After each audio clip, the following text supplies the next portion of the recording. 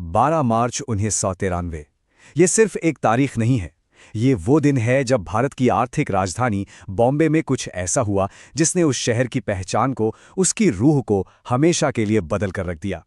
चलिए इस पूरी कहानी की तह तक चलते हैं। 257।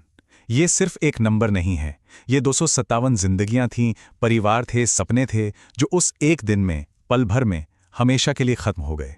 और सिर्फ इतना ही नहीं, 1400 से भी ज्यादा लोग घायल हुए। सोचिए, जख्म तो जिस्म पर थे, पर उनका असर वो तो रूह पर था।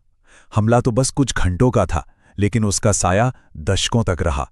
सब कुछ शुरू हुआ दोपहर के ठीक 1:30 बजे बॉम्बे स्टॉक एक्सचेंज में पहले धमाके के साथ। और फिर एक के बाद एक अगले सिर्फ 2 घंटों में पूरा शहर 11 और धमाकों से दहल उठा। ये कोई हादसा नहीं था, ये एक बहुत ही सोची समझी और पूरी तरह से प्लान की हुई साजिश थी। तो चलिए सबसे पहले देखते हैं उस दिन की कहानी, एक शहर घेराबंदी में। मतलब कैसे शहर के सबसे जाने माने, सबसे भीड़-भाड़ वाले इलाकों को एक-एक करके निशाना बनाया गया।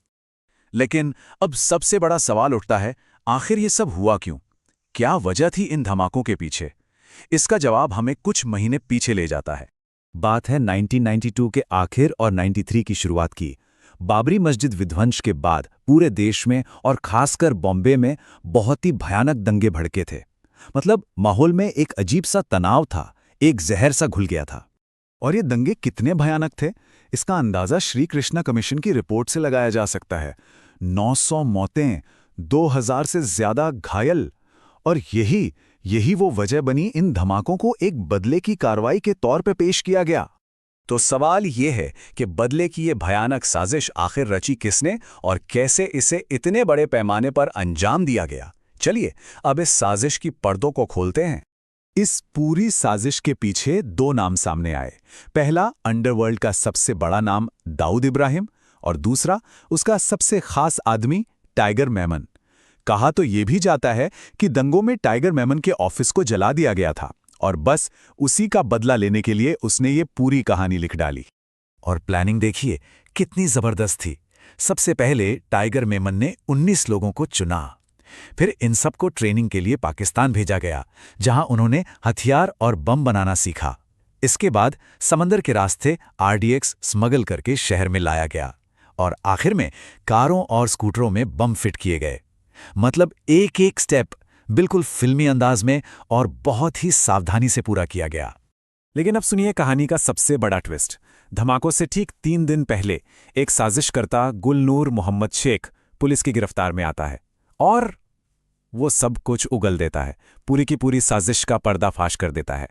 सोचिए क्या हो सकता था, लेकिन पुलिस ने उसकी बातों को गंभीरता से लिया ही नहीं।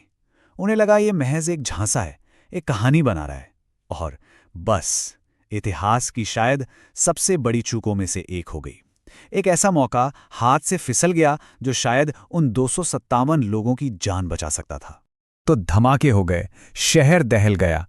लेकिन इसका असर सिर्फ उस दिन तक नहीं रहा, इसने शहर की रूह पर एक गहरी चोट छोड़ी। चलिए देखते हैं कि इसके बाद क्या क्या बदला। सबसे बड़ा असर तो पड़ा बॉम्बे के अंडरवर्ल्ड पर। वो धर्म के नाम पर बट गया।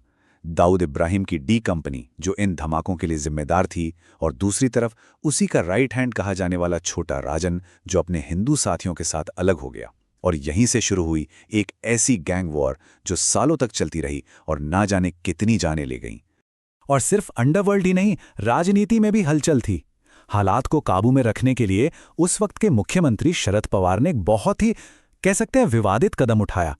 उन्होंने जानबूझकर एक 13वें धमाके की झूठी खबर फैलवा दी, ये कहते हुए कि ये एक मुस्लिम इलाके में हुआ है। मकसद ये था कि बदले की आग में और दंगे ना भड़क उठें।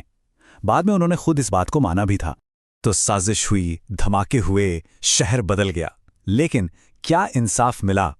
चलिए अब इस कहानी के आखिरी पड़ाव पर चलते हैं और देखते हैं कि न्याय का यह सफर कितना लंबा और पेचीदा था। करीब 13 साल बाद 2006 में टाडा की स्पेशल कोर्ट का फैसला आया।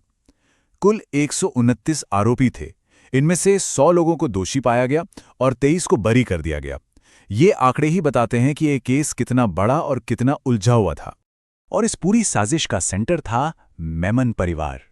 परिवार के कई लोगों को सजा हुई। याकूब मेमन, जिसने पैसों का इंतजाम किया था, उसे मौत की सजा मिली और 2015 में उसे फांसी दे दी गई। बाकी भाइयों ईसा और यूसुफ और परिवार की एक महिला रुबीना मेमन को उम्र कैद हुई। लेकिन इतनी लंबी कानूनी लड़ाई, इतनी सजाओं के बावजूद एक कड़वा सच आज भी जस का तस है।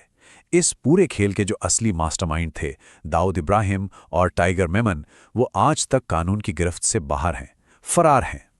और यही बात हमें एक बहुत बड़े सवाल पर लाकर छोड़ देती है। जब साजिश के सरगना आज़ाद घूम रहे हों, तो क्या न्याय को पूरा माना जा सकता है? क्या सज़ा सिर्फ प्यादों को मिलना काफ़ी है? न्याय का असली मतलब आखिर है क्या? इस पर सोचिएगा ज़रूर।